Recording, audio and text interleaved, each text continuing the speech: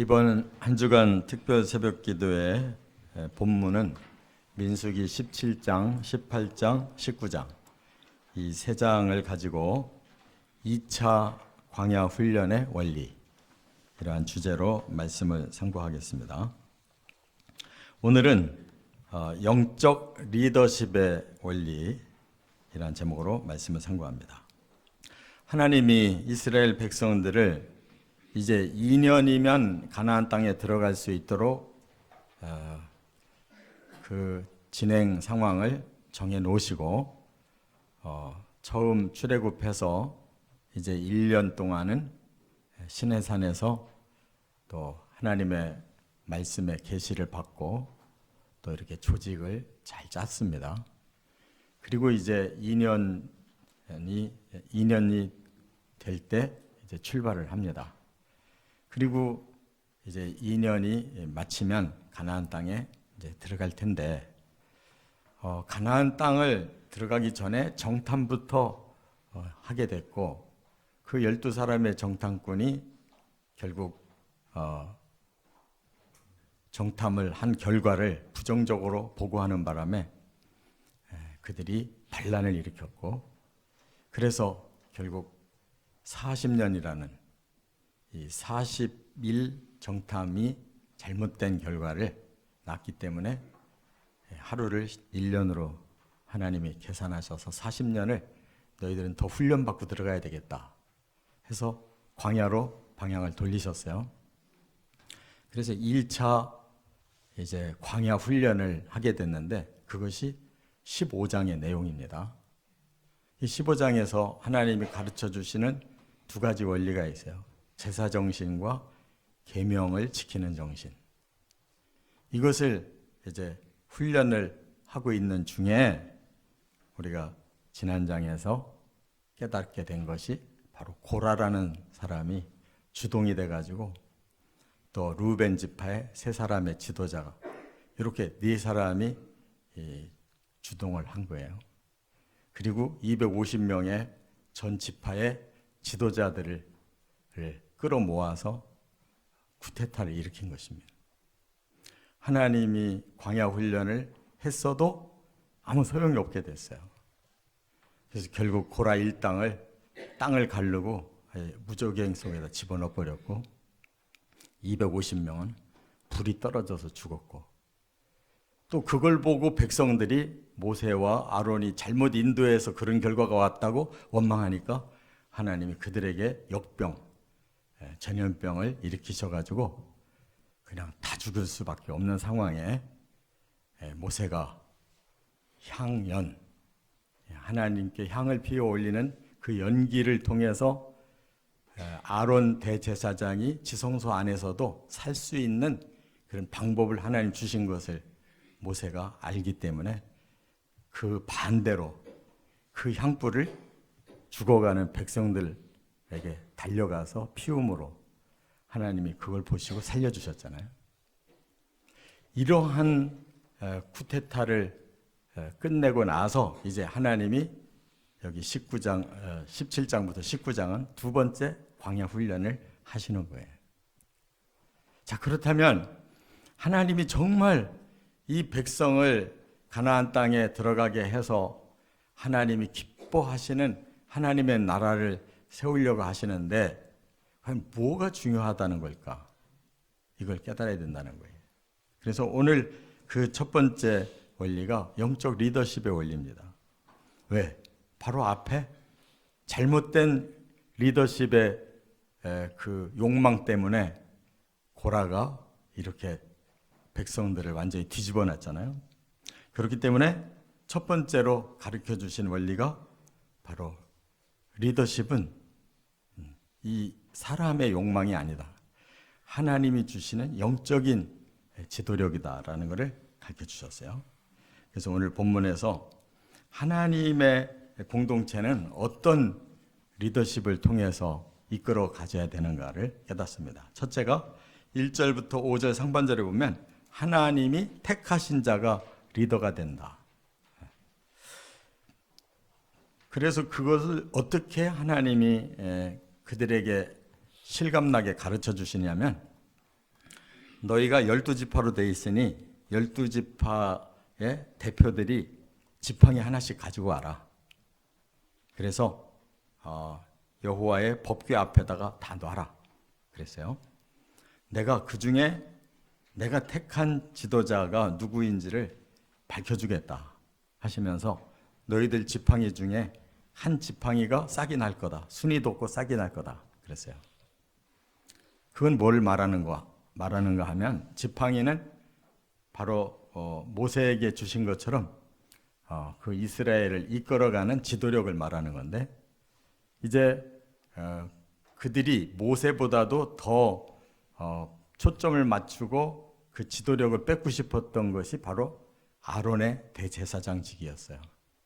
그렇기 때문에 하나님은 이제 모세가 아닌 대제사장직을 과연 누구에게 허락하신 건지를 보여주겠다는 거예요. 그래서 레위 지파는 대표 이름을 아론이라고 쓰라 그랬어요. 그리고 나서 하나님께서 그 증거궤 앞에다가 놓은 다음에 이제 기적이 일어납니다. 바로 아론의 지팡이에서 순이 돋고 싹이 났다는 거예요.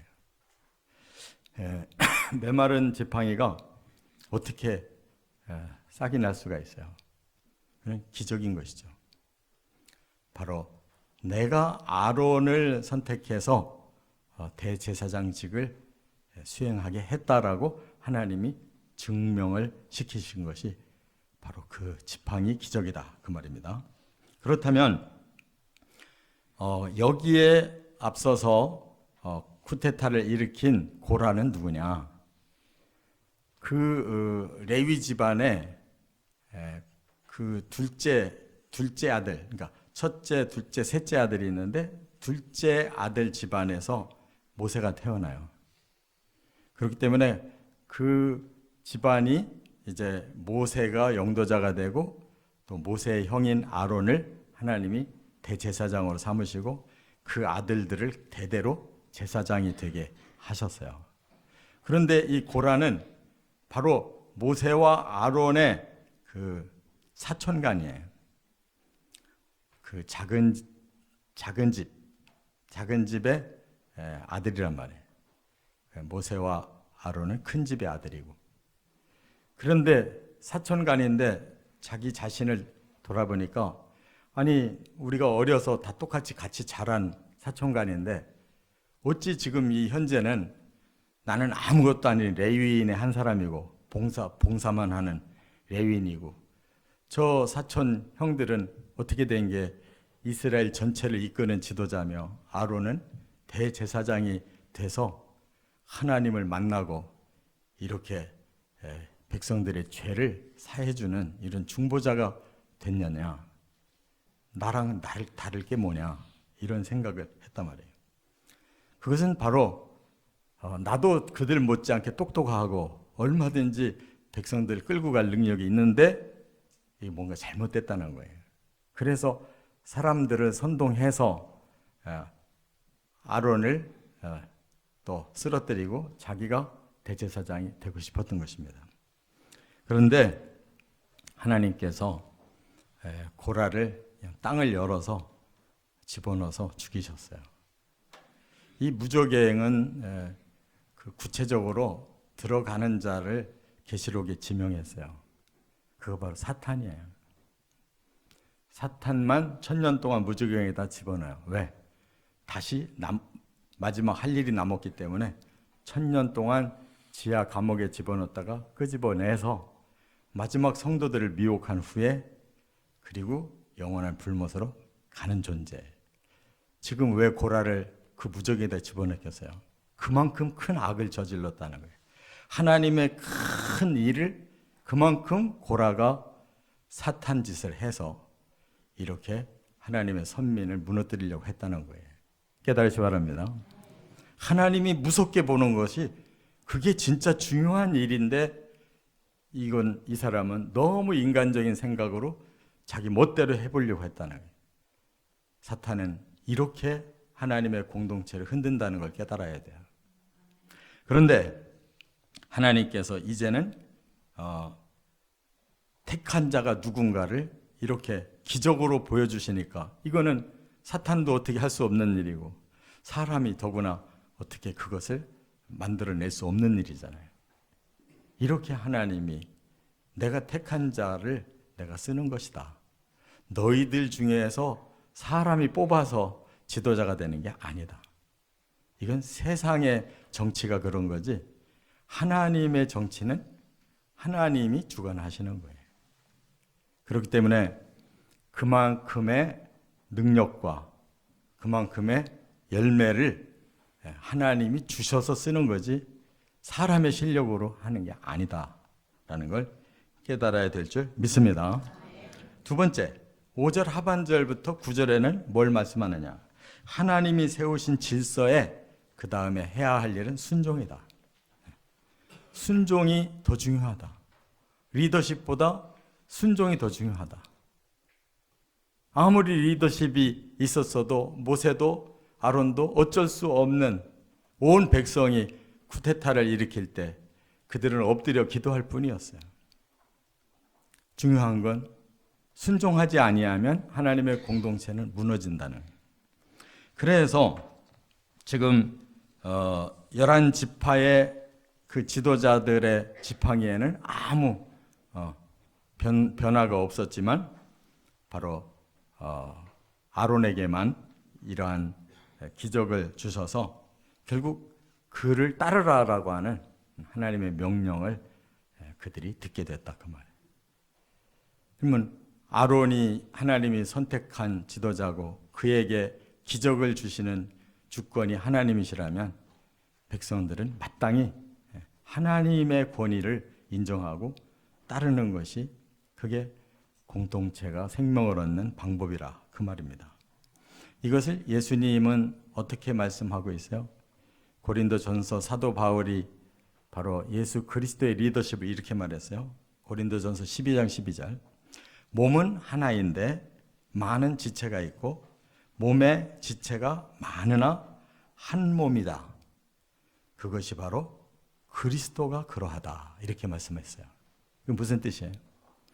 그리스도가 우리를 구원하는 이 공동체의 머리로 오셨어요.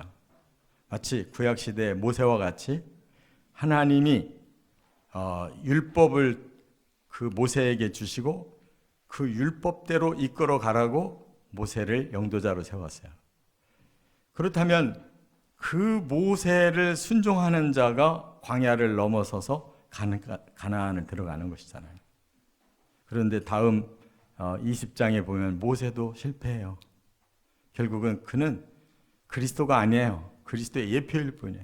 역시 사람이기 때문에 그는 하자를 마지막에 드러냄으로써 하나님이 가나안 땅에 접경해서 끝을 내요. 그리고 그 대신 40년을 섬겨왔던 여호수아를 모세의 대리자로 세워서 가나안 땅을 점령하게 하십니다.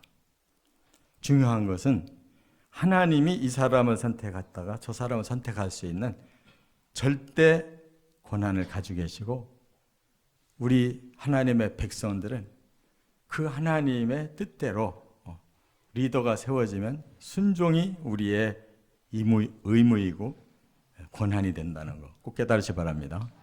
그래서 가나안에 들어간 백성들은 모세만 따라서 된 게 아니고 그 다음에 리더십이 교체돼서 여호수아를 따른 자들만 들어갈 수 있었던 거예요.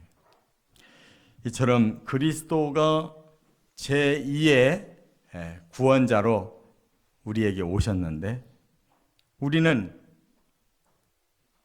머리가 되시는 그리스도를 우리가 섬기기 위해서 우리 몸은 여러 지체가 있는 것처럼 다양한 공동체로 모이지만 결국은 머리를 위해서 모든 지체가 움직여지는 것이다. 유기적으로 움직여지는 것이다.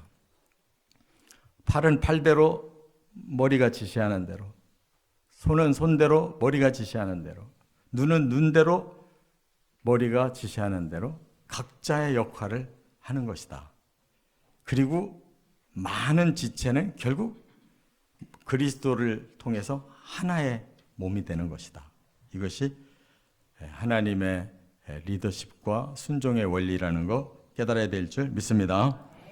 그리고 끝으로 세 번째 10절부터 13절에 보면 불순종에 대한 경고를 새겨들어야 한다 하는 걸 말씀했어요.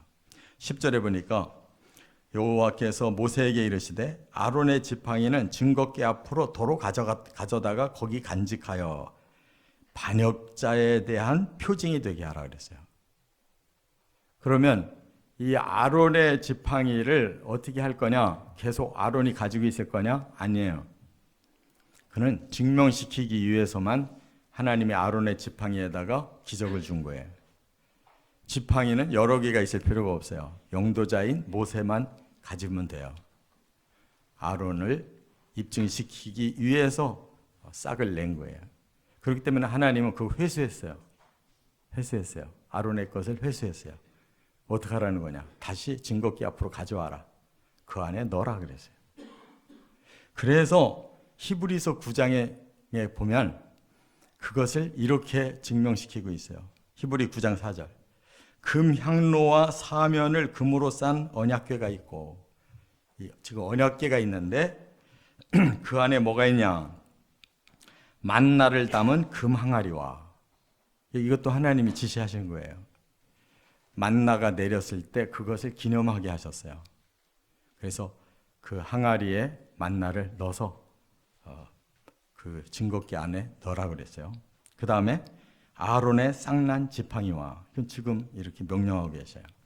그 다음에 또 하나 하나님이 모세에게 준 돌판, 율법을 쓴 돌판을 거기다가 넣어놨어요. 이게 다 하나님 지시한 거예요. 그래서 우리가 구원받는 말씀도, 또 우리가 순종해야 할 리더십도, 그리고 우리가 하나님께로부터 공급받는 양식인 만나도 다 하나님께서 주시는 것이다. 양식도 하나님이, 또 리더도 하나님이, 우리를 구원하는 진리도 하나님 주시는 것이다. 할렐루야. 이렇게 순종하라고 말씀했는데 바로 왜 이것을 이렇게 남겨놓느냐, 사람의 눈에 보게 남겨놓느냐? 불순종하는 자들에게 경고하는 것이다 그랬어요. 하나님이 이렇게 분명하게 원칙을 가지고 하나님 백성들을 이끌어 가시는데 여기에 계속 반역하는 자들, 그는 하나님이 그들을 그대로 두지 않겠다라고 경고하셨어요. 자, 그렇다면 지금 법궤가 있습니까? 없어졌어요. 언제 어떻게 없어졌는지 성경은 말씀하지 않아요. 그러면 그 법궤가 없이 어떻게 하나님이 이 영적 공동체를 끌고 가실까요? 이제는 보이는 이러한 증거가 아니라 보지 못한 가운데 믿는 자에게 주시는 권능을 통해서 행하시는 거예요. 그게 바로 복음의 말씀과 성령이신 줄을 깨달으시 바랍니다. 그래서 우리는 예수 그리스도가 가지고 오신 복음을 믿는 거예요.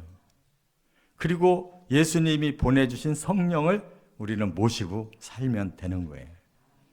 그게 우리의 최고의 리더십이에요. 우리에게 그것이 영적 양식이고 그것이 우리를 구원하는 진리예요. 믿습니까? 그런데 이 복음을 거부해버린다면 그는 용서받을 수가 없잖아요. 바로 이스라엘이 그런 결과를 거뒀어요. 하나님이 계속 왕조 시대 때부터 경고하셨어요. 너희는 하나님의 말씀을 반드시 순종해야 된다. 그런데 그들이 그 말씀을 계속 버리고 우상 섬기다가 끝내 이방의 풍습대로 그들은 하나님을 떠나버려요. 그리고 하나님이 보내신 메시아가 어찌 자기의 범죄로 인해 십자가의 형벌을 지고 죽을 수가 있냐. 그건 메시아일 리가 없다. 우리 이스라엘 선민들을 위해서 영웅을 보내야지 어떻게 저렇게 자기 죄로 십자가에 달려 죽는 그를 어떻게 메시아라고 보내냐. 전적으로 이스라엘은 육적인 메시아를 기다리고 있는 거예요. 그래서 이렇게 2000년 동안 버림받고 있는 것을 깨달으시 바랍니다. 그래서 사탄이 마지막까지 속이는 것이 이스라엘에게 거짓 메시아를 보낼 때 그들이 적그리스도를 메시아로 받아들였다가 그 환란 속에서 멸망당하게 되는 거란 말이에요. 그럼에도 불구하고 바로 진리를 깨닫는 자들은 그 환란 속에서 순교의 영으로 하나님이 변화시키셔서 그때 14만 4천을 구원하겠다고 약속을 끝까지 주시는 거예요. 이와 같이 우리는 하나님의 이 증거에 그대로 순종하는 것만이 우리에게 생명이 주어지는 것이지 여기에 그 어느 거 하나라도 거역하면 거기에는 구원이 없는 거예요. 꼭 깨달으시고 항상 하나님의 진리 안에서 성령 안에서 순종의 영으로 살아서 승리하시기를 주의 이름으로 축원합니다.